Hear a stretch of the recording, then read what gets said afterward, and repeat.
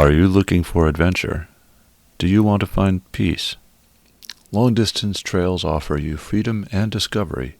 They offer a way to connect to yourself and to the world around you at the same time. The most popular trails have become crowded, but there are so many other trails that have plenty of space. The Trails Around the World podcast is here to introduce you to new trails and to new types of trails and to expand your horizons.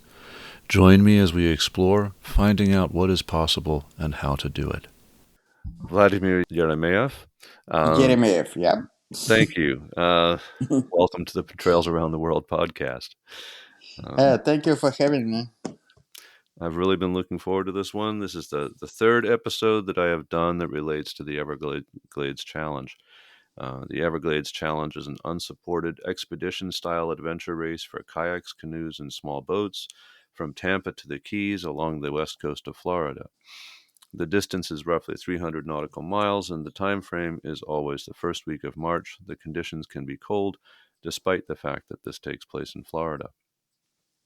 I recommend that listeners listen to episodes 7 and 19 of this podcast to learn more about the EC, the Everglades Challenge, because I will try to avoid going over information that was already covered in those episodes. But I don't think that it will be necessary for listeners to listen to those previous EC episodes before listening to this episode, so please stay with us now. My guest in this episode, Vladimir Eremeev, uses the water tribe name of Crazy Russian. He has developed a reputation at the water tribe events for using some of the most unusual and inspiring of boats in an event that is known for the unusual and often experimental and home-built nature of the boats that are used, and for frequently completing the event in those unusual boats. For several years, he was well known for participating with a folding or inflatable hybrid catamaran. In 2023, he became the first person to ever complete the Everglades Challenge using a Pacific Proa. Several other people have tried, but Vlad is the first person to succeed. And to top that, he finished with a good time.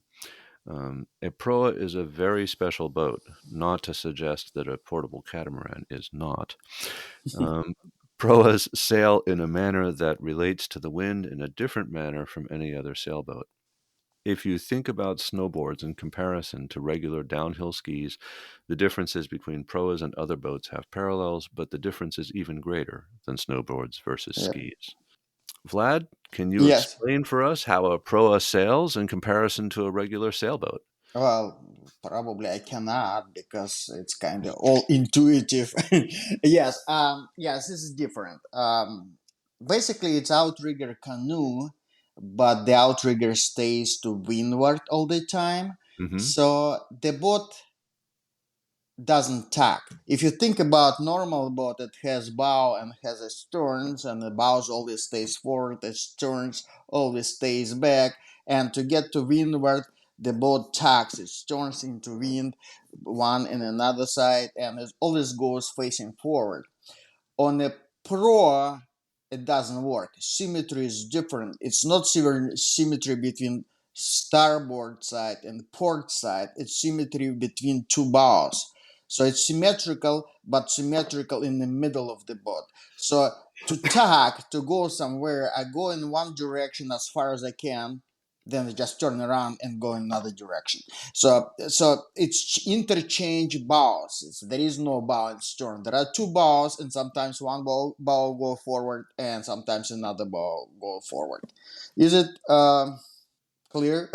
Probably not. I mean, yeah, That was yeah. that was a very good explanation, and of course, one hears multiple explanations, and it's hard to, it's you have videos posted on the internet that perhaps are a better explanation, but one goes from the concept of a boat being shaped to point to where it wants to go, Hmm. um, whereas a proa, uh,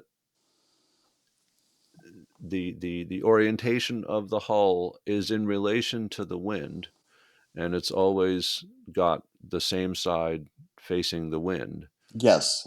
And then, as you were saying, it's rather than the direction of that the boat is pointing being the changeable or fungible um, element, the um, where you are trying to get is the changeable element.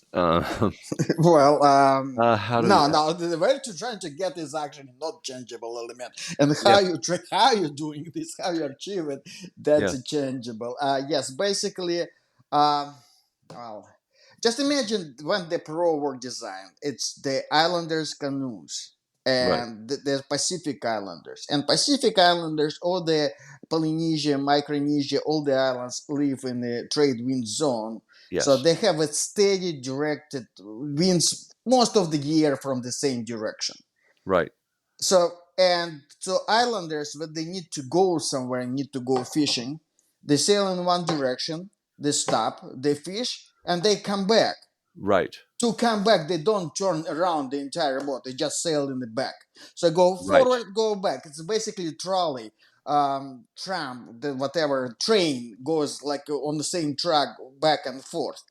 right. And this is easiest way to understand I pro. So, think but so. Yes.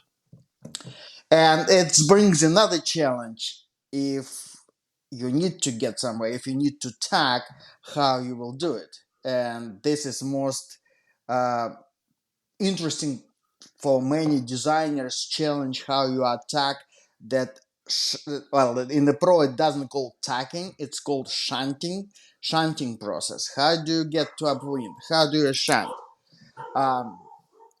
And Do you hear my dog I hear barking? your dog. It's okay. Yeah, shunt, and it was one of the actually the technically difficult task which brought me to the pro. I wanted to do something, to try something nobody else tried yet. Yeah. It's well, Part of what excites me about it is that it's conceptually completely different. It's a completely different approach to sailing. Um, uh, as we were saying, I mean, it's the orientation of the boat in relation to the wind is fixed, whereas normal boats change their orientation and adapt, and deal with the wind as it from its new direction. But it's always coming from the same direction with the proa. which actually making if you think of for the sailor, if you figure out all the details, it's very easy boat to sail because Right. as a sailor, I don't need to move my body on my boat. It's not every pro. Most Right. classic pros are actually quite difficult to sail because you need at least three-person to do it. You need one person to steer it. You need the second person working sail, and the third person being the ballast, moving ballast. Right. Right. Um, or at least two-person to do it. And Yeah. so when I was designing that boat, it's totally unique. I mean, I looked at them. I mean, I didn't try to recreate the classic Pro. So for me, it was a more like a technical task. I was more like designer task. I was thinking, can I wrap everything that three-person on a normal Pro do in work of one person and design of the boat. So my boat is totally unique. You won't see anything on them, even in the pro nuts world. Yeah, the pro nuts is how you call the people Okay. Okay. and they're all the characters, the more crazy. The pro, in my opinion, is a mental disorder. So because you have to so there are more nuts, pro nuts than in any boating community, probably. But yeah, what I was talking. Well, I mean, the thing about proas is that there's such a small world unto themselves that there are in the last 50 years just a few sort of stars of the whole i- issue or discussion, and you are now one of them. But the one is Russell Brown, who's the son of Jim Brown. So Jim Yeah, Brown is a very well-known trimaran designer from the 1960s who is still alive in Virginia and published a biography, an autobiography a few years ago. And and he has actually the nice podcast too. He he was yes, on. he was on. He had a podcast for a Yeah, while. I haven't heard anything recently in it, yeah. but it actually the podcast and the autobiography overlap a great deal. He sells the autobiography on Amazon, and one of the best descriptions of a proa and how it sails and what's special about it is in that autobiography, where he describes his son taking him sailing on his son's proa, and Mm-hmm. Jim Brown himself is not a proa guy, but his son is probably the leading proa guy. Um, and there are some others around. There's a guy in the Baltics right now who's been working on it a lot. I forget his name. Um, Uh, yeah, I know you know who Baltic, I'm. yeah, Baltic Boat Yard or something. That's it. Yes, That's it. yeah, yeah. Um, and yeah, There are Ostrovsky guy, Polish guy, who basically took classic pros and refine them. So he's selling plants, and his pros are good if you think about the classic pros and how it's supposed to be. Yeah. So the guy in the Poland, and if you're talking about modern pros, so it's yes, Russell Brown and the Chesapeake Lightcraft guy, the yes, John Harris, I think, John right? Harris. Yes, I spoke to him actually recently. Yeah. Yeah, so basically that's it. I have one addition to make to the list that was in this interview. I'm adding this at a later date. But there is one more leading light in small proas these days, and that is Gary Deerking. And he's been active for many years in New Zealand. Last name is spelled Dierking. Yeah. Well, John Harris also writes well on the subject, and he credits Russell Brown very heavily. He essentially says that Russell Brown walked him through designing the two proas that he has designed. Um, but John Harris puts his finger on why this is so significant in a sense, and that is that if you want to be able to have a seaworthy craft that can go fast and um, and be cheap to build and easy to build, then the Proa is your boat.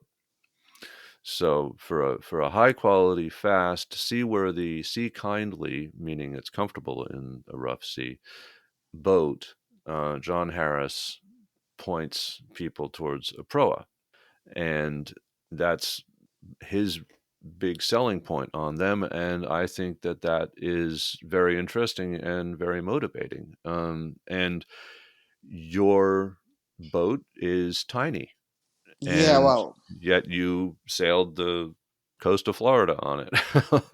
well, yeah. I mean, I designed the boat. The design actually, I've been working on the boat for quite a while. Hmm. I designed it for 2014 Ultimate Florida Challenge. So I started working in 2013.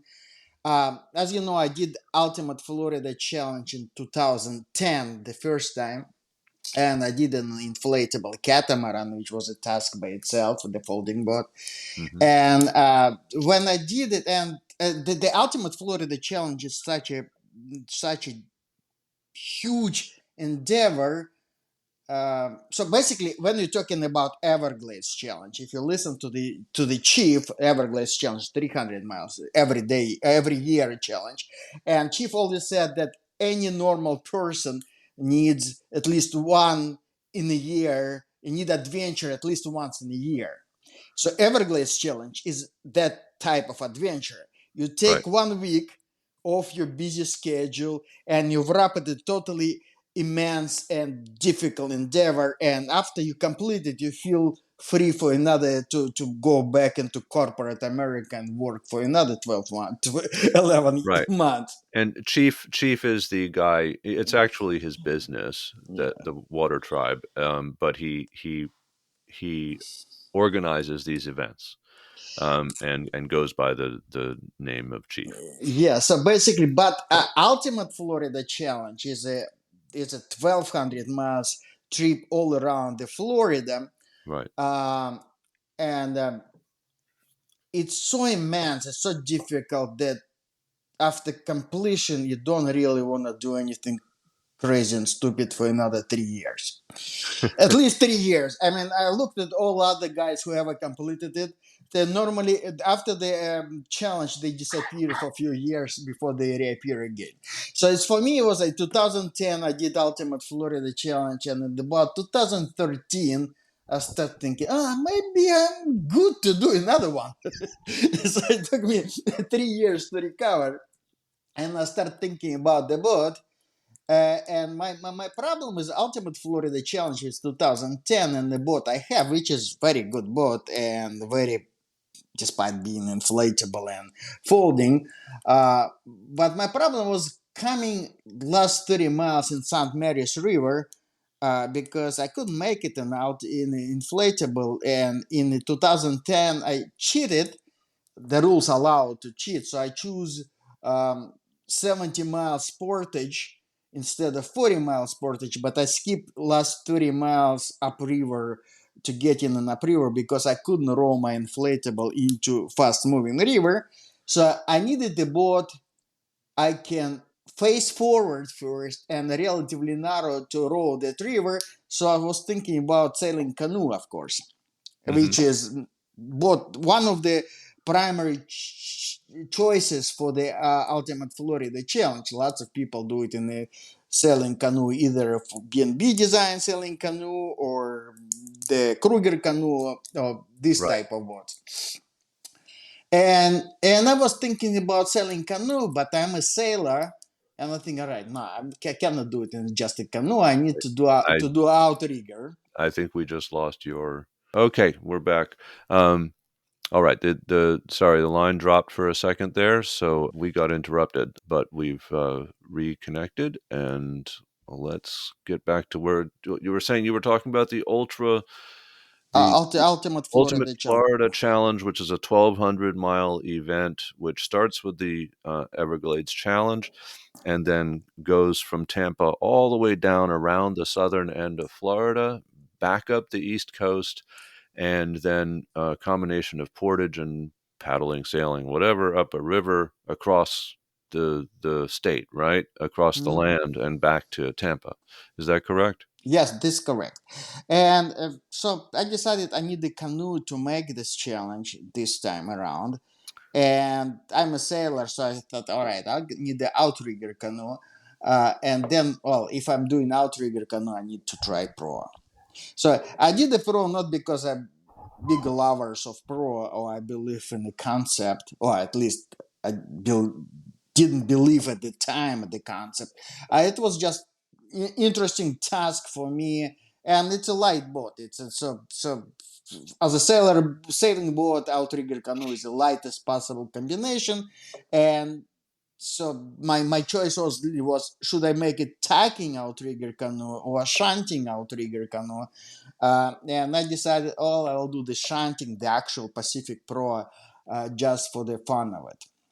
It's how the boat was born. I didn't finish it for Ultimate Florida Challenge in 2014. Lots of things happened in my life.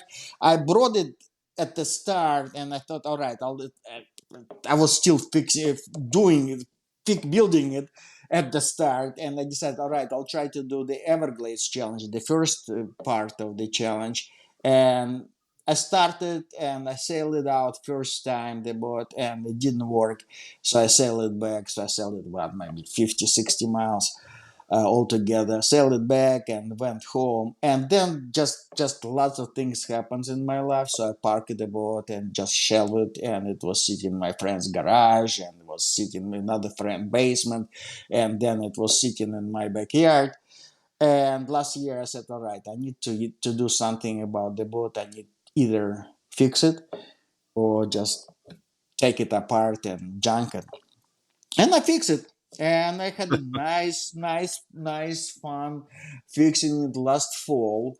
And and then I did the Everglades challenge in it, and I've been selling it through the summer, and I sell it right now. It's my favorite boat right now. I like it Yeah. very much. So it turned out to be a good boat. Yeah. It's wet as for the as small boat goes. It's pretty wet one, so adventure in it is a wet one, but it's fast. It's quick. It's not very fast. I used to race beach catamarans. I used to race Knocker F-17 and A-class catamaran. Uh-huh. So the boat is not as fast as those two boats, but it's more comfortable. I can sleep on it. I have a storage room, and I can paddle. I mean, I built in the Right. paddling station in them, so I can always up. Overall, it's very good boat, and I can easily hit. Yeah, double digits of speed in this boat if there is any wind. So Well, it's a that's relatively yeah. quick boat. Yeah, you just posted a video of yourself essentially just effortlessly cruising along at 10 or 11 knots. Yeah. And um, and this is what proas are. I can't say famous because proas are not famous, but this is what the proponents of proas say about them is that Yes, it's idea of the pro. Like there is a platonic idea of the pro, which everyone's talking about, right, and there are also pros which everyone builds, and actual good selling pros are far rare and far in between. Most of the pros are just some contraption which doesn't really sell well. right, which is why people take them and try to do the Everglades challenge, and they all failed until you came along.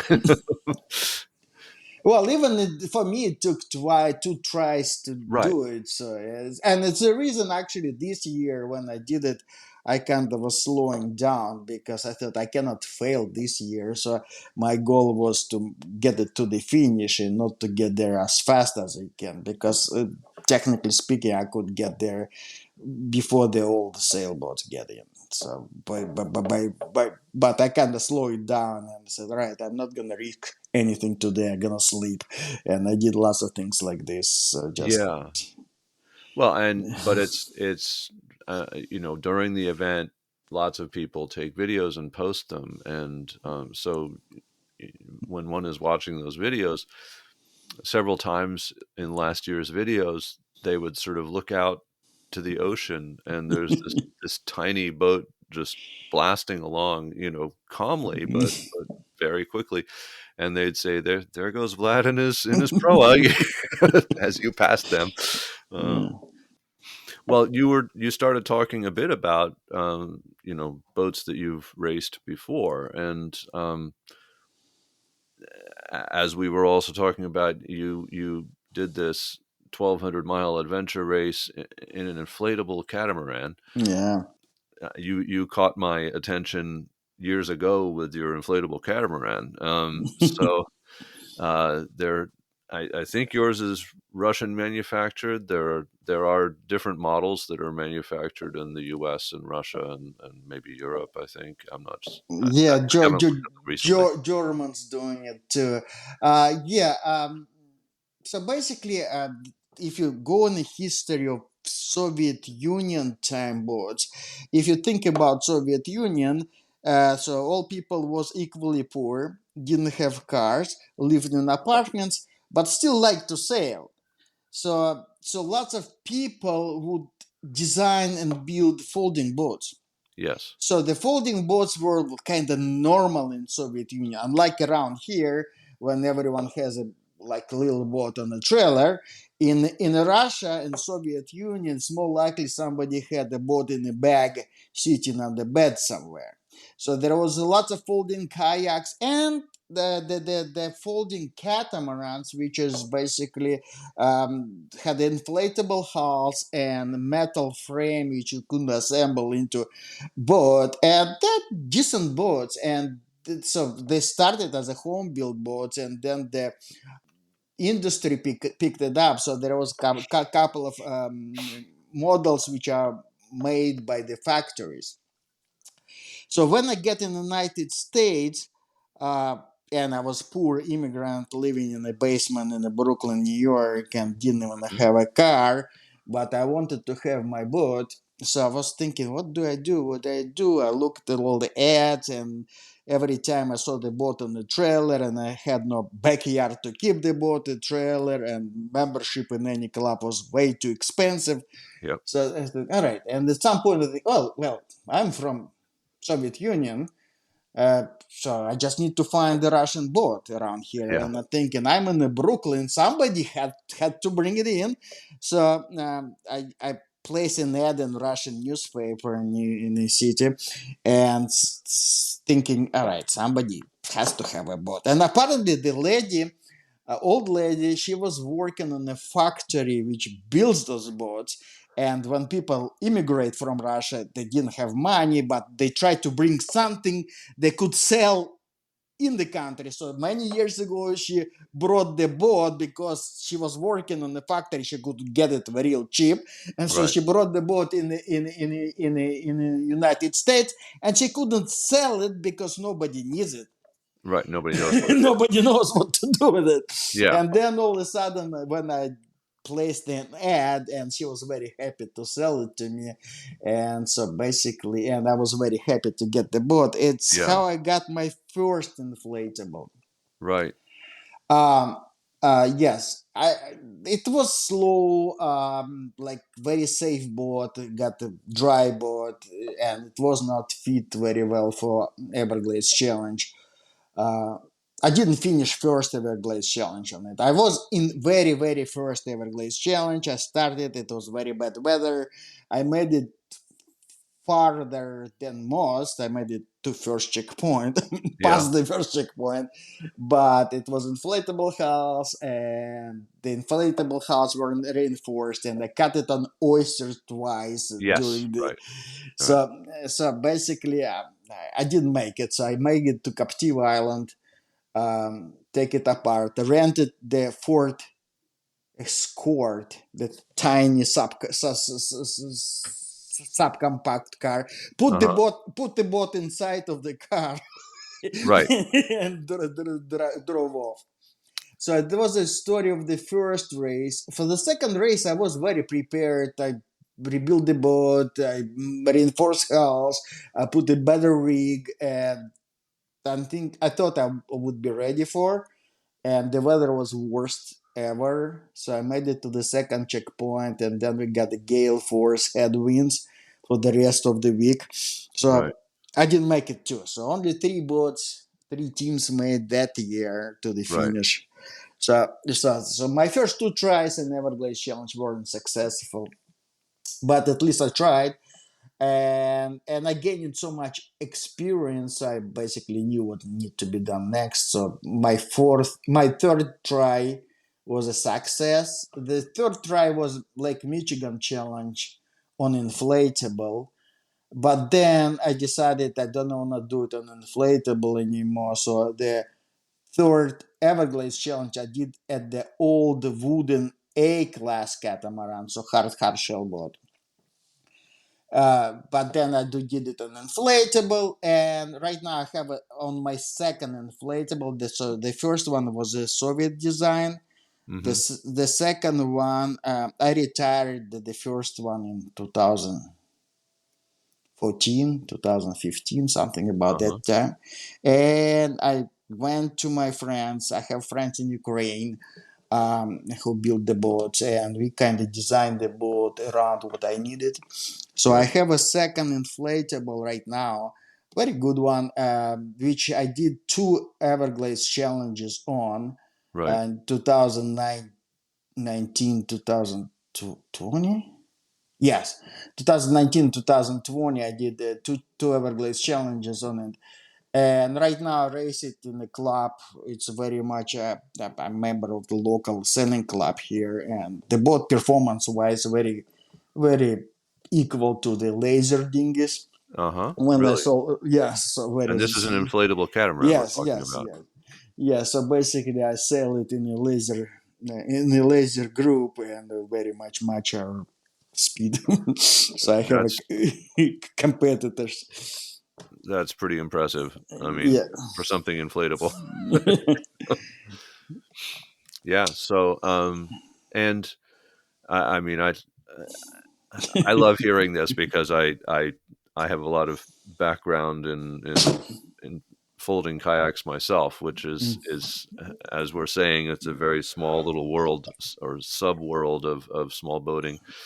Um, and the boats I've had are German, but there's been a lot of these are the two centers of the folding boat world is Germany and the Yeah, Soviet Union, and I have to say I was once in a I think it was a Triton, uh, yeah, try which to. is a Russian folding boat, Hmm. and that had the nicest hull form of any folding boat I've ever been in. It just slipped Yep. through the water so nicely.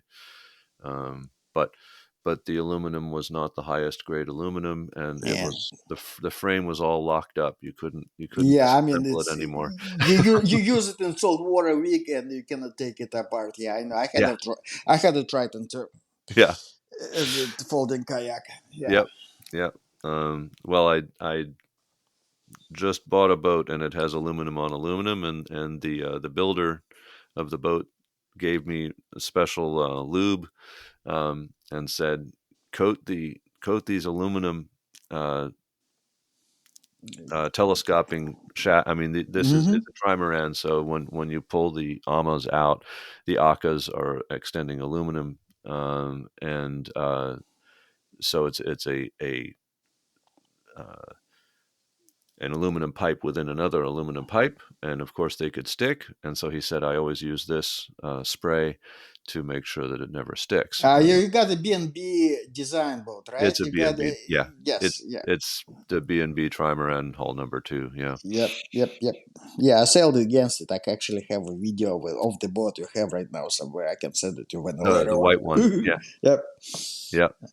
I'd love and I'm taking all videos of it, and looking forward to getting it in the water in the spring. It's we had our first snow the other day here, so enough about me. So how did you come to doing all this? I mean, we've talked to you as I was saying, you've got the most unique boats in the event, and you've explained why. And what's the background that led to you being able to sell these boats, being able to sell them quickly and competently, and being able to complete this event competently?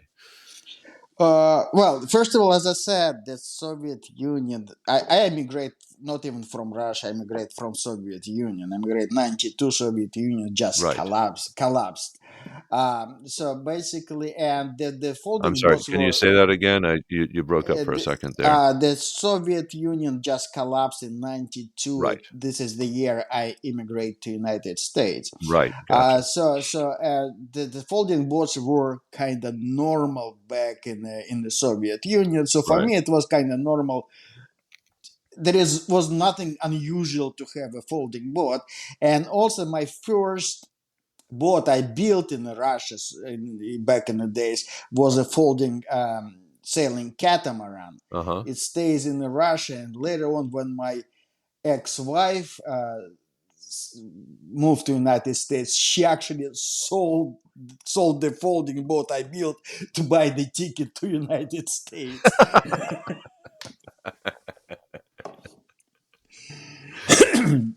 So yeah, yeah. So at the beginning, the folding boats were kind of what else to do. But later on, I kind of moved out from the boats. So I raised the hard shell beach catamarans. I used to be a member of Sandy Hook Bay Catamaran Club in New Jersey. Uh huh. Um, and I had an A-class catamaran. I had Nakra F-17 catamaran. But I was always coming back to my inflatable for the long distance trips because it's just better designed for the long distance trips. It's lighter.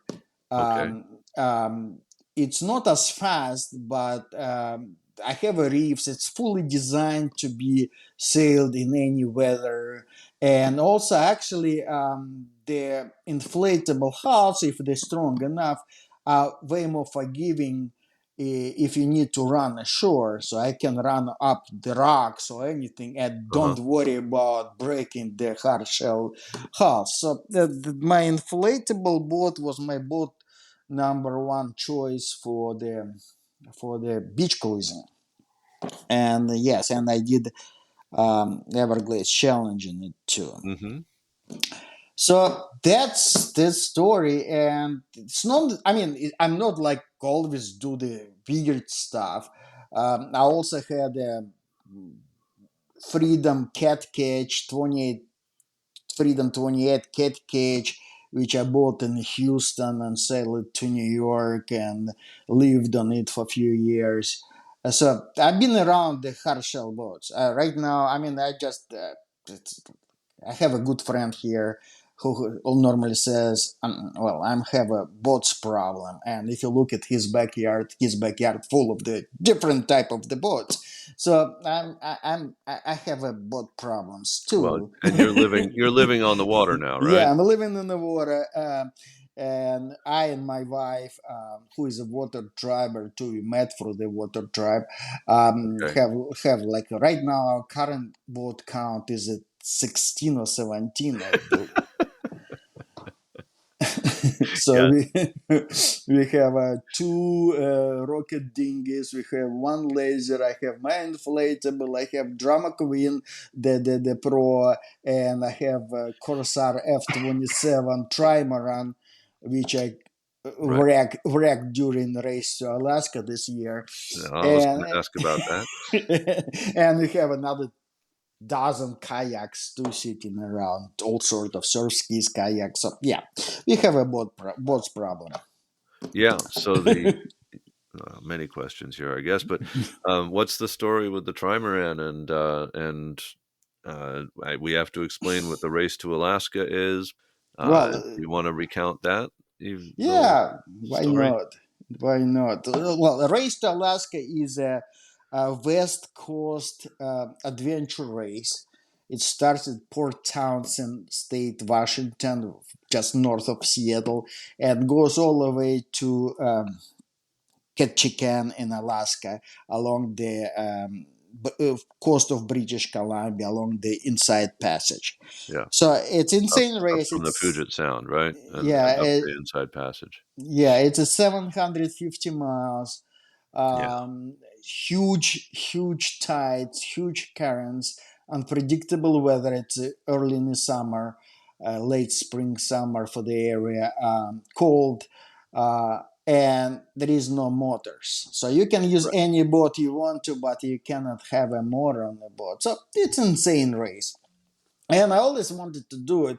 They started doing it 2015, and ever since 2015, I was thinking, I need to do it. I need to do it. And actually, I built my latest inflatable to do that race because with an inflatable, just logistics is easier. The problem is not, well, aside from how to do it, the race itself is a problem. I live on the East Coast. How am I gonna just survive the logistics of getting there, right. just getting to Alaska and getting out of there? So actually, my second inflatable was kind of built when I was thinking about doing race to Alaska. When did they start it? I mean, maybe 2000, 2018? 2015. 15? Is it that it's been Yes, around that long? yes. Okay, because it was I mean, it's done by Small Craft Advisor magazine, right? Well, it's done for the West Coast Marine Wooden Boat Marine Center, but Small Okay, Craft Advisor is one of the sponsors. okay.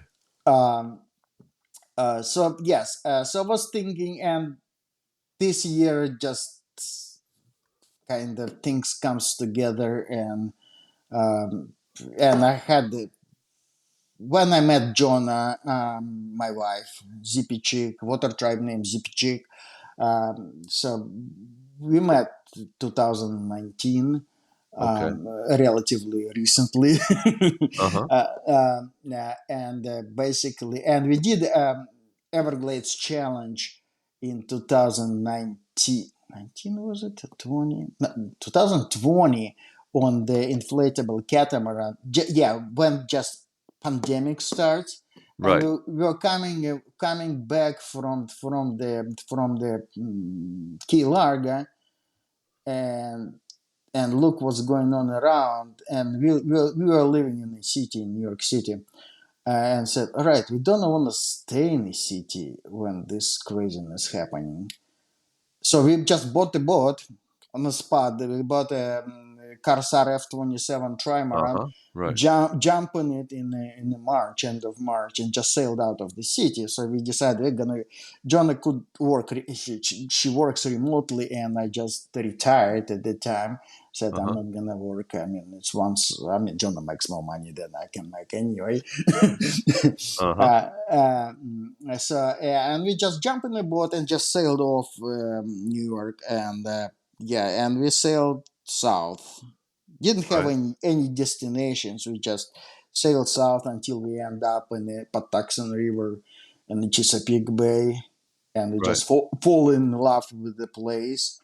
And we stayed here for a while and cruised the area, and just said, all right, let's buy a cabin here. Right. It's how we end up here. So we bought a little house here, and yes, and we dock, and we bought a trimaran too for that thing. So I have a boat. I have a fast trimaran, trailable trimaran. So I have a boat to do Okay. race to Alaska. The story is That's about the how F-27. yeah, so how I got the boat. So I have a boat, and I was thinking about to do race to Alaska. And at the end of this year Everglades challenge, I told the guys like at the finish, oh, let's do a race to Alaska. Who's doing with me? And basically, I got two guys. I got a Cat 5 and Albatross Water Tribe names who decided to sign up with me for that adventure, and we did.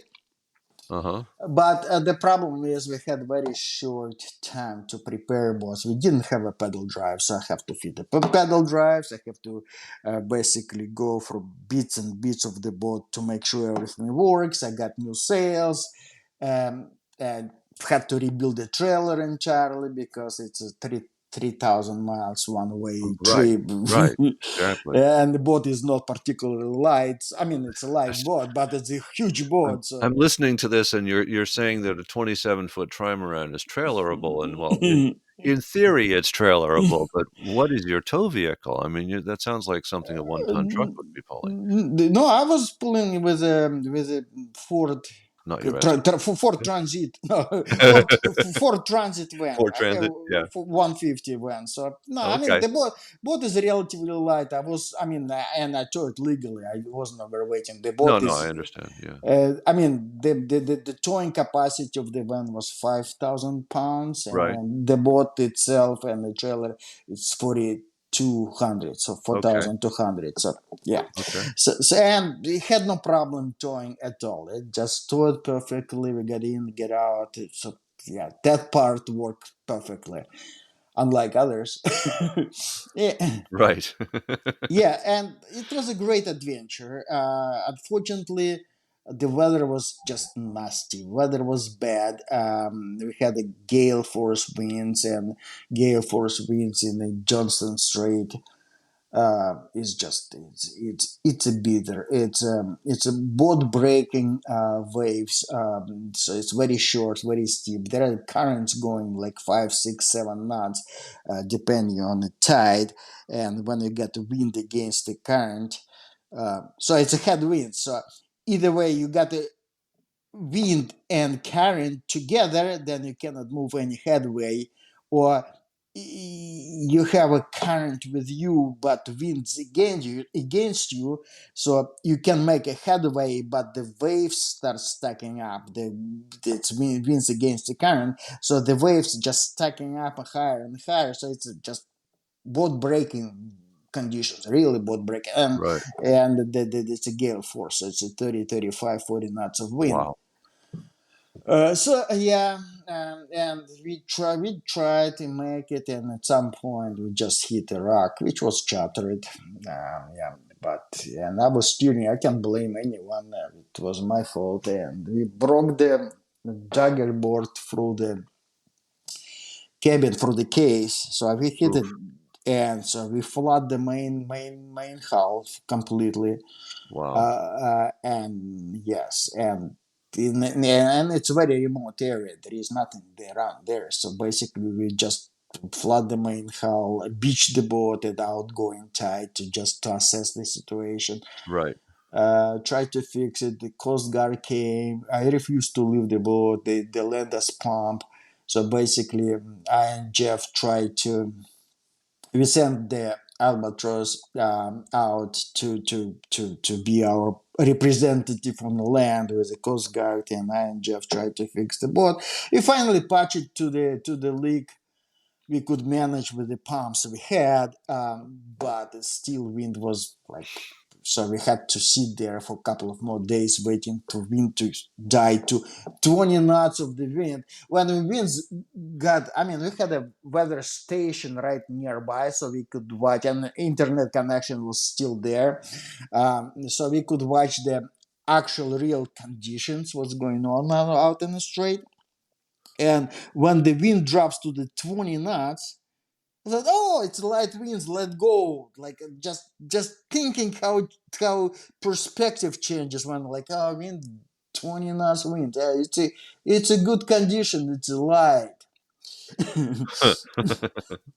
Yeah, so we sailed across the bay. We got to the extraction point. There is this little tiny marina, tiny town, and basically and went back Right. home. And so But yeah, Albatross was there with the trailer at that point. yeah, Albatross by the time brought the trailer in. So this is my story. Lessons learned. I wouldn't take expensive boat out there anymore. Big expensive boat because it just expenses immense of running that challenge. And I would take rather smaller boat. Actually, I'm thinking still to do it, race to Alaska, Right. but just I want to have a boat which I can fix if anything breaks right on the beach. It's Right. my current thinking. I know it's unorthodox thinking, but I'm thinking I would rather have a boat I can fix anywhere rather than big boat which when it broke you need towing or recovery or something. Right. Well, Yeah. I mean, unorthodox is staying in character, I think, for you. But Yeah. what led me to folding boats as well as you, I think, is the portability and the ease of storage. Hmm. Are you thinking about a folding boat or a proa where you have a narrow two narrow hulls and you can dismount the akas, which are the cross beams, Hmm. and then it's at least a long skinny package and a very light to tow or even rooftop. Yeah, I'm Um, thinking. Yeah, I don't know yet. Honestly, I'm just kind of afraid to bring it to the Jonah because Jonah was against of me doing it on inflatable catamaran. I have tiny inflatable catamaran to do it, but I mean the waters are dangerous there. It's cold and dangerous, and you need a little bit bigger boat than 16-foot inflatable.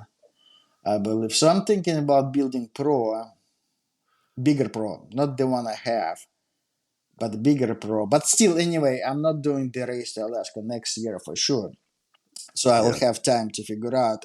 And right now, I'm still developing the Drama Queen, the Pro I have right now, because I want to build a longer outrigger and I want to kind of redesign the cockpit, the area where I'm sitting and sleeping a little bit better. So right now I have quite a few ideas I'm gonna bounce off the my boat, just test if it works, and when if it everything works, I may build about same boat, just about 4 feet bigger, uh huh. and that should be. I mean, right now this, or even 2 feet. I mean, that is the price for the boat under 20 feet. So So maybe. What are the dimensions of the boat right now? It's 18 feet wide and 18 feet long. The current one is 18 Yeah, feet. yes. Okay. But And it's still it's small boat. It's what are the dimensions? What's the beam of the main hull? beam of main hull is If you're thinking metric, I can translate for you. I don't I'm sure you can translate metric too. remember out of my hull out of my head. I think it's 20 inches right now. Main Yeah, hull. yeah, So it's a narrow hull. yes, Yeah, so basically the boat is 18 feet. It seems like relatively long for the beach boat, but when you think about displacement of this pro is small. It's a small boat, yes. How and much does it weigh? it's car toppable. I can put it. I brought it on the roof of the van Uh huh. to the Everglades challenge. I was building it to keep it under 180 Uh huh. pounds. I think it's a little heavier right now because I'm doing reinforcements here and there and adding weight, more and more weight. And also, I built the cockpit area, which is relatively heavy, and I'm gonna redo it. It's still gonna be heavy. So, yeah, I think it's about 200 pounds. I cannot say Okay. for sure, but it's still manageable by one person. So, yes. So Uh, you're able to sleep on the boat. Do you yes. sleep in the main hull or do No, you have a on platform? on a platform. So that area when I'm sitting when I'm sailing, it's actually long enough for me to lay down and put a Okay. BV sack and sleep on it. It's very comfortable. I kind of like. Okay. It's not Russell Brown's idea of having a pod on the other side that prevents a capsize and you can sleep in that. That's I mean, the boat is way too small for this. okay. Good. I I kind of thought it like might it. be. So So you I sleep on the windward platform. In other yeah words, the platform where you sit that is on yeah the yeah. side of the boat that faces the wind.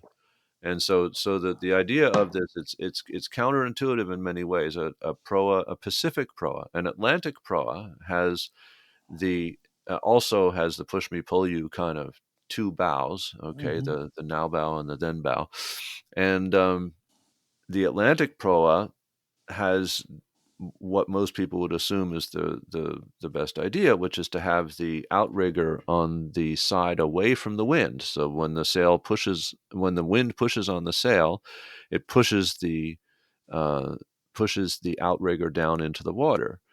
Now, a Pacific proa, in keeping with its completely unorthodox or out of the box way of thinking and design, that these Pacific Islanders came up with thousands of years ago.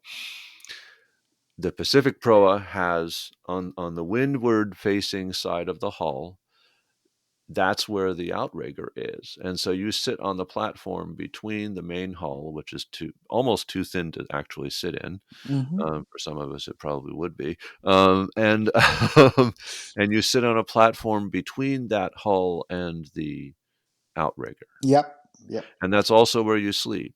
Yep. And you don't roll off into the water. No, I mean, if you look at the pictures, basically it's a bench. Yeah, It's a park bench with a sail. yeah. Yeah, it was my rolling joke. Oh, I built a nice, beautiful wooden bench to sail on. So it's what I did. Yeah, so no, it's a pretty comfortable design right now. It's comfortable to sleep on and sit on, and I can put stuff around. It's actually, it is surprisingly how just because the boat doesn't heal and all this face wind in one direction, so it's actually you can store things. You can let the things sitting on that platform. They're not getting knocked out. So yeah, yeah, I like it. Now, does it have a dagger board or a center board or a sideboard or Well, a foil? that's where my not only my I mean that's a the design of this boat is totally unique. because I went to totally unorthodox, even for the pronouns, unorthodox design with regarding the boards. I have two rudders or two foils, let's call them foils, but I put them on the bows on the main hull. So they got two foils going on the very far ends of the boat, and they're dagger type, so they're going up and down. I can Right. lift them and lower them remotely, and also I can steer with them, and also I can lock them. So I have a remote lock, like a doors bolt lock, so I can lock them, and then it'll become part of the hull. And and only those two foils are providing lateral resistance. I don't have any dagger boards. I don't have anything. No chin runners. Right. Nothing. And the hull is relatively low drag. So yeah, Do you have it's asymmetric hulls like or an asymmetric hull like a no Hobie hull is 16? hull is hull, hull is fully symmetrical. The boards, the foils are asymmetrical. Okay. Yes. Okay. Yeah. The So foils are asymmetrical. yes. So they provide lift essentially because Yeah, right, but because the it's only in one direction, right? So yeah they're flat, they're no like an airplane wing, they're flat on one side and curved on yeah, the but they're going back and forth. That's a more trickier design because uh, I don't flip them around. Most right. of the pro builders just flip the rudder, so they always have a leading edge and trailing edge. And on my fours, both edge can be leading or trailing, so it goes back and forth. So the foil is symmetrical. So it's one side is almost flat, leeward side, and windward side is Right. like a semicircle type Right, as I one. said, like an airplane wing. Yeah, Yeah. the exact No, same. no, no, not exactly the same because airplane wings have a leading edge. It is like They do, but the curve on one side and the flat edge on the other, yes, but if you look at the curve, it's not symmetrical curve. My curve also symmetrical against the middle of the foil. no, no, I understand. So the thickest point is in the middle of the foil, not Yes, towards the not leading edge. yes, My yes, point is that it works according to the Bernoulli principle. That is that the water flowing along the flat edge um, then is creating more yeah. Going faster, so is going creating fast. It's going faster, so you have more pressure there, yeah, and it has the effect of pushing of creating the more resistance against it. And yeah, the holes on a Hobie 16, of course, are like that as well, where yeah, the each hull resists being pushed outward, yeah. But and so on the Hobby 16, it's kind of both hulls works against each other yes, because absolutely. You want to be flying one hull for it to yeah, work properly, yeah, because if you have both holes in the water, as you said, they're being squeezed together and creating drag doing that. But they don't have any centerboard or daggerboard. yeah. No foil below the surface, so you can run it right up on the beach. Do you see proas as being especially well suited to any particular kind of sailor or kind of person coming into sailing, or what is where do they fit in? Well, I'm with Russell Brown here. That the pro is actually not novice person boat, so you need to be experienced sailor to tackle pro because they're relatively fast. They're Hmm. fast Yeah. and they're nimble, and they need to good understanding of uh, what's going on around. Hmm. So if you are and I mean, I never think the pro. I don't think the pro will be mainstream boats.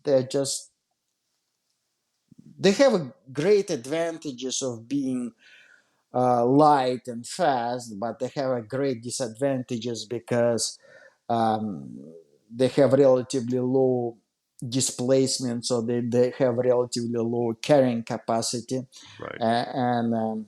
and also the tacking itself. No matter how fast you can tack, you still cannot tack. Well, not a tack shunt on the Pro. You still cannot shunt as fast as the normal boat does. So any narrow channels, Right. narrow areas, it's gonna be challenge on the Pro. Right. As you could see in many of my videos, I kind of have no problem tackling those challenges. I can tuck my boat into shunt my boat into any narrow spot. Well, you This live on a river, you said, right? yes, but still uh,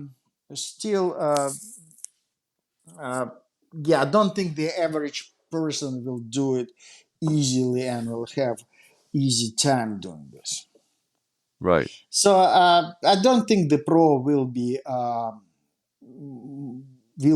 accepted as everyday's boat. But for the person who wants a fast, long distance cruising boat, the Pros are good.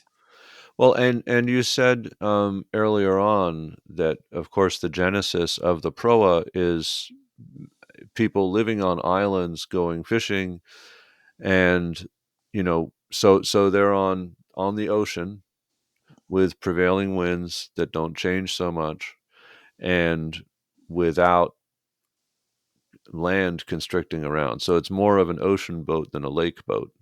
Yes, yes. I mean, I have no problem with the land. Again, I have no problem. Right. Properly designed Pro, you have no problem to go around, tack around, or just go anywhere Shunt. you Yeah. want, shunt.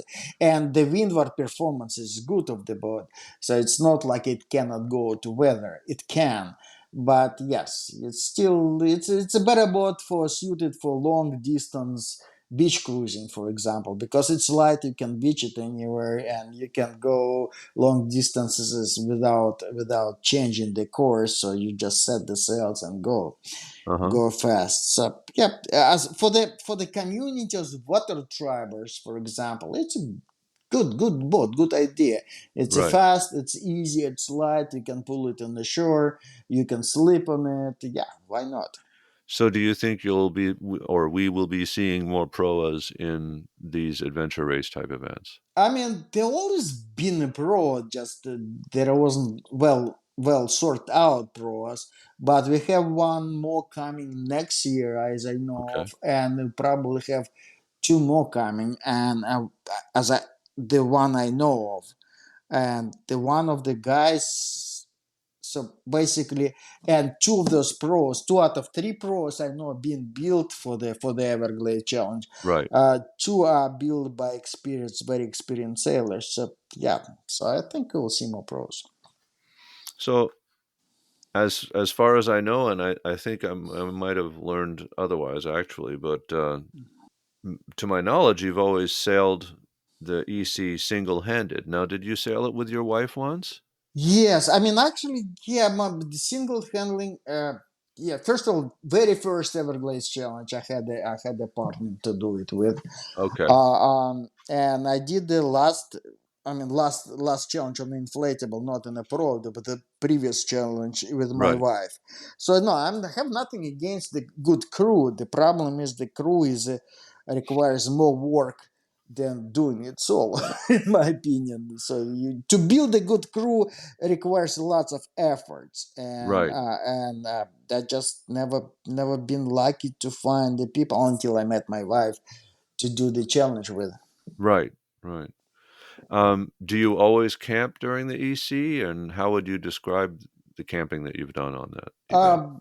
Yeah, that's one of the my choices of the boats. That's always boats I can sleep on. So if I need to stop, I just pull in somewhere and sleep on the boat. I don't camp at all. I tried to camp on the first couple of challenges and then figure out it just waste way too much time setting the camp, finding the camp spot, setting the camp, breaking the camp. So I always just pull in somewhere, drop the anchor, cook myself a food, and go sleep. Okay, on the Right on the boat. boat. Yeah, on the boat. Yes. You pretty much don't leave the boat. No. Okay. I mean, except at the checkpoints, of course. You Yeah. pull in, you get off and get back on the boat and go. Um, um, if you were giving advice to someone about to enter their first Everglades challenge, what previous skills and experiences would you recommend, and what boat or other equipment would you recommend? Well, I'm a multi-hull guy, so if you're talking about boats, I would recommend the multi-hull. The problem with multi-hulls, most of them requires two-person to sail. At least beach cats. The beach cats is probably one of the easiest to find and cheapest option to sail, but you'll need a partner to do it. Mm, well, the boat is less important than the crew's ability to do it. So first Uh-huh. of all, just make sure you can do it. Second, spend lots of time. Whatever boat you choose. I mean, we saw the old type of boats doing this challenge: big one, small one, slow one, fast one, and all type of the boat succeeding the challenge as well as all types of boat not succeeding. So a type of the boat is less relevant than the crew ability to tackle the challenge and to prepare for the challenge first time. Just go out and spend some time on the boat you normally don't spend. So basically, if you race like normal club racing and you want to do challenge, go out and spend the week living on the boat. Just go out, try to, because you will first time you won't be able to sleep on anchored boat if you never slept on a boat. So you need to know how to sleep on an anchored boat, how to set the anchor, how not to worry about how well you set the anchor. All these little things. Also, if you sail like most of us, like I did at the first challenges. So after my very first challenge, when I realized I don't know, I've been sailing by that time like 20 years already, but I realized I don't know how to handle bad weather because I never, as a normal beach cruiser, before, as soon as the weather was getting bad, I would just go and park and wait somewhere and camp. So Right. and the Everglades challenge, you don't have time to wait. So you need to be able to sail in a small craft advisory. So very first, after very first Everglades challenge, I was basically was watching the weather forecasts, and every time they would say about small craft advisory, I would drop everything, take a short day at work, and just go and sail. Just I was just going out to sail in the bad conditions just to learn how to do it. And you were And living in New York at the time? yes, Yeah. yeah. Oh, well, I was a member of Sandy Hook Bay Catamaran Club, so I normally go there or somewhere else. Right. So practice, practice. Yeah, I mean, it's not just the practice. You may don't need to practice to sail because most of the people know how to sail. Yeah. But you may not know how to do everything else but sailing. So how to cook, what kind of food you need to do, and Right. how to sleep, how to camp, because all these little things which actually eat lots of your time and Yes. energy during the challenge, and it's the time and energy you don't want to waste during the challenge. Right. So yeah, you need to figure out all this how to pack stuff too, because sometimes, yeah, well, I'm not very well organized person. So basically, my way of packing it, bring everything else and see how things find their own place. Right. But I kind of figure out my own strategy with it, and any new person need to figure out their own strategy, how they pack, how they store things, how they access things during the challenge. For example, you go for 20 hours out in the water and you need to get your food. How you do it? Some people just pack a little bits of food and just put two packs with him outside and keep the rest of it stored, which is Right. probably most proper solution. So all these little things are very important for the challenge. How to keep your skin from being abrased all the time, Right. which is actually serious problem too. I Yeah. had one challenge after which I first once it didn't happen to me later. I couldn't even sit on my backside Right, anymore right. for a few days because it was raw meat. So all So this. what how do you do that? How do you keep your skin from getting abraded? Well, make sure you have something to wipe it, have something to dry it with. Use a baby talc to Uh-huh. dry it, and use the whatever Vaseline, so some cream to keep it properly Yeah. not inflated if it's Right. getting abrased. So all these little things. Keep the vulnerable areas Yes, more, yeah, clean and dry. yeah, yes. And how do you sleep on the deck of a multi-hull? So basically, there are lots of. So there are two. I developed two solutions for the problem. One is a BV waterproof BV which is like hybrid of the sleeping bag and tent. So Right, it's a tiny tent made out of right, Gore-Tex fabric.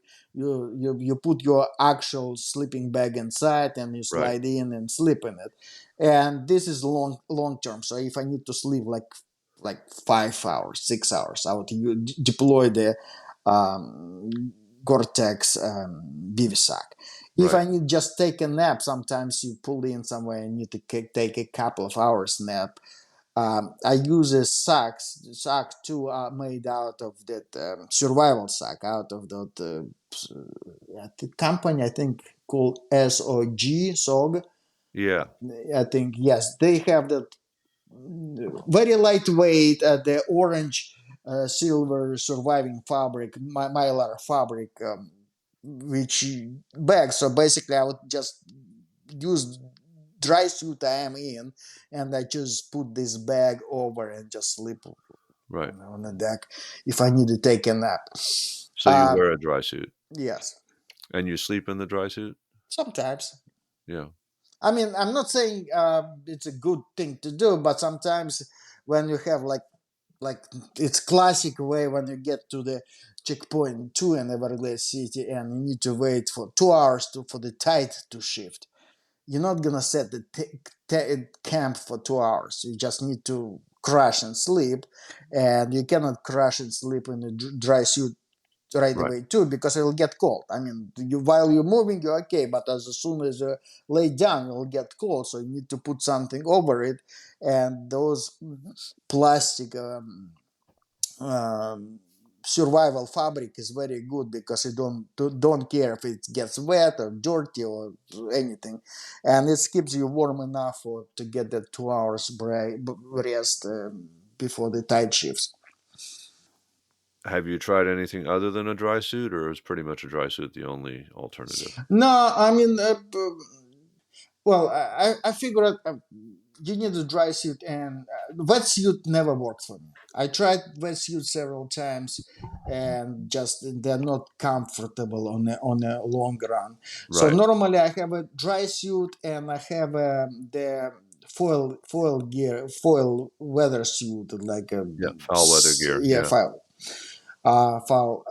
Yeah, and I have both. If it's too hot for the dry suit or it's daytime, I just right, use just beeps and so keep a splash off. And right, but by the night, normally I need to put a dry suit on. right. Mhm. No, just if people aren't familiar, a dry suit keeps you dry. It seals at your wrists and neck, and if you go in the water, you are gonna most of your body will stay relatively dry.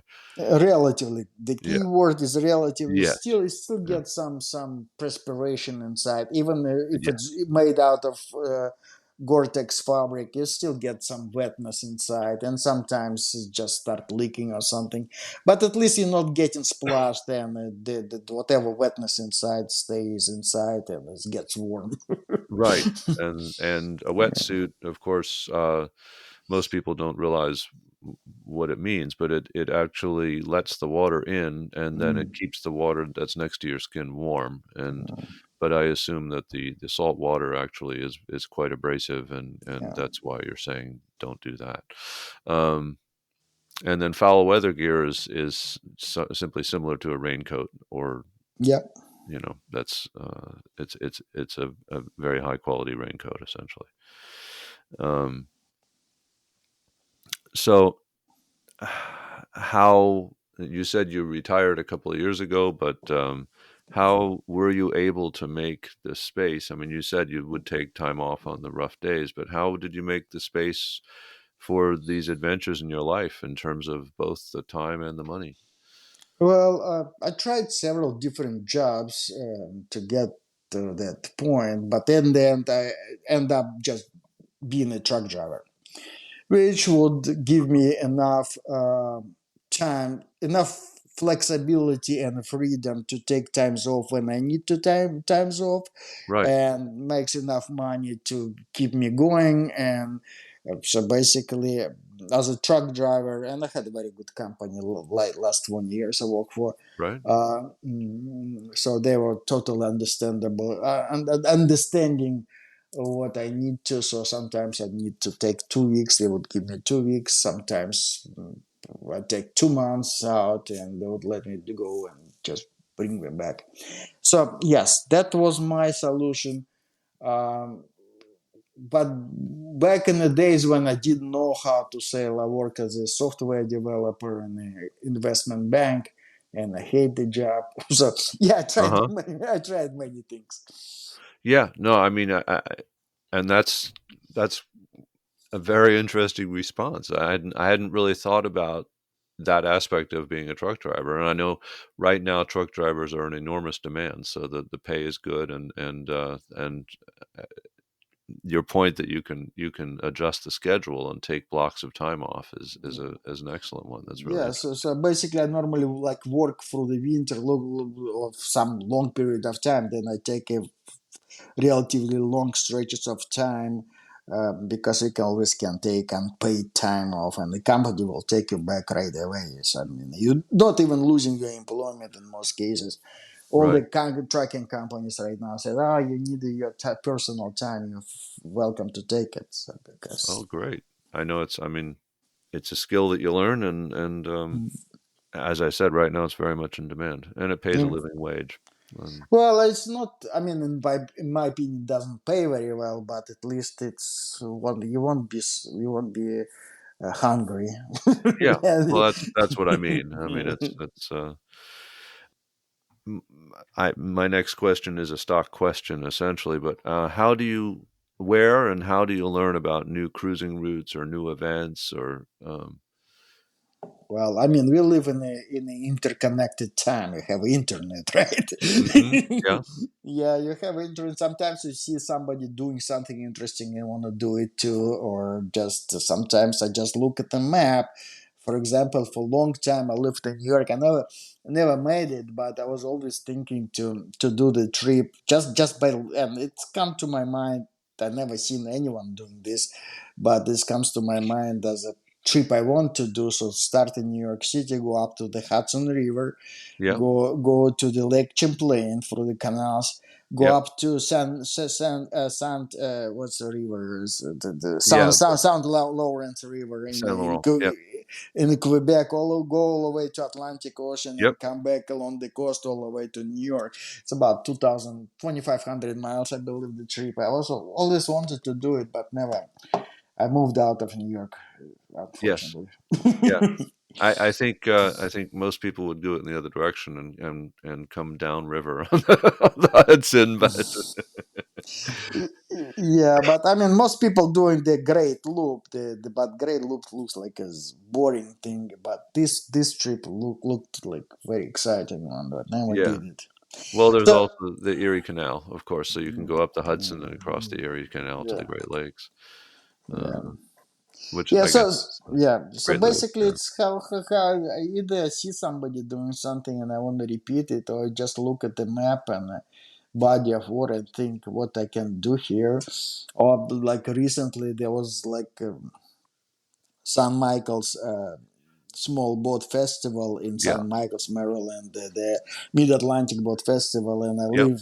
live in Maryland. The first thing I thought, all right, how can I sail there? And I figured out, oh, it's only 50 miles, so of course I'm gonna sail there. So I sailed in and out. It's my recent adventure, altogether 100 miles. It's a good round trip, Yep. and I had the fun in the middle. Did you do that in Drama Queen or? Yeah, I did in Drama Queen, and Excellent. she took actually two first places to win Oh, at that's right. That's the festival. Yeah, congratulations on thank you. that. um, and what? Obviously, EC. You're going to do the EC again, and you said you want to do the R2AK, the Race to Alaska. Mm. What other adventures are you dreaming of doing? Well, I was always thinking. I mean, waiting for Jonah to retire so that we can Yeah. jump on a boat and just go sailing somewhere. Always wanted to sail around Americas, at least sail around South America. Uh So huh. that's kind of my current dream. So you But want to go cruising? yeah, Is that yeah. on the F-27 or something? It's undecided yet. We're still kind Right. of tossing ideas up and down. The cruising is it's not gonna happen for next 5 years. Okay. So basically, kind of yeah. Maybe we just sometimes we think, we need to get a big, comfortable boat, but we both are camping cruisers couple, so thinking, no, we need to get actually small boat and do the beach cruising, and so we don't know. Well, Well, we yeah. also have a one dog and two cats. That's a problem. So we need to Yeah. figure out how to keep them happy. Well, I had the earlier episode about Steve and Ginny who sailed down. He'd originally sailed down the entire Mississippi, Mm-hmm. from the headwaters to the down and all the way out to the Caribbean, and then he and Ginny sailed from Florida and all the way down through South America, and up Mm-hmm. the rivers and down the rivers through the entire Amazon basin. So that was a previous episode that I had, and that was in a Sea Pearl. Mm-hmm. The second trip was in a Sea Pearl, which is a 21-foot boat that has Yeah, I know what it used to be. I know you do. Yeah, it used to be is. very popular in the Everglades Challenge, and now you don't see as many. I don't think in the EC. Basically, the core sounds are probably both of choice right now. Core Yeah, sound 17 and 20 for many sailors yeah. who Okay. is looking for same versatility as Sea Pearl. Sea Pearl is it's a great boat, fast boat, but they are not stable and they can be flipped and very hard to ride. Uh And huh. it happened several times in Right. Everglades Challenge. So basically, yeah. What is the best way for listeners to learn more about what you're doing and to follow your adventures? Uh, why? Yeah, I have a YouTube channel. Probably that one is the most where the most updates are. It's Voyage Wanderer. Voyage Wanderer? Yeah, it's Voyage Wanderer on YouTube. It's Uh-huh. all my pro things are there. And I don't really keep blog or vlog or Okay. anything. Yeah. So So basically, it's it's Voyage. if anyone wants to know, they feel free to find me and contact me, and I'll tell them what I'm Okay. doing. Basically, Voyage Wander. a Voyage Wanderer. Voyage Wanderer. Okay. Yeah. Thank you very much for joining us today, and I really appreciate hearing about all of this and learning more about what led you to your incredible accomplishment of completing the EC on the Proa for the first time. Thank you for having me. It's great fun. I never thought talking that long is gonna be fun for me. I'm normally actually not very talkative person. Well, I, there was enough to talk about. I knew we could keep talking. So thanks very much. All right, have fun and thank you. And yeah, talk to you later. Yep. All right, bye. Thank you for listening to the Trails Around the World podcast. Please visit us online at trailsaroundtheworld.com. and please join our Facebook group under the same name. If you liked this podcast, please help us out by leaving a review on your favorite podcast source. This is Sky King, and I look forward to you joining us next time. In the meantime, happy trails to you, and please remember to leave no trace as you enjoy the outdoors.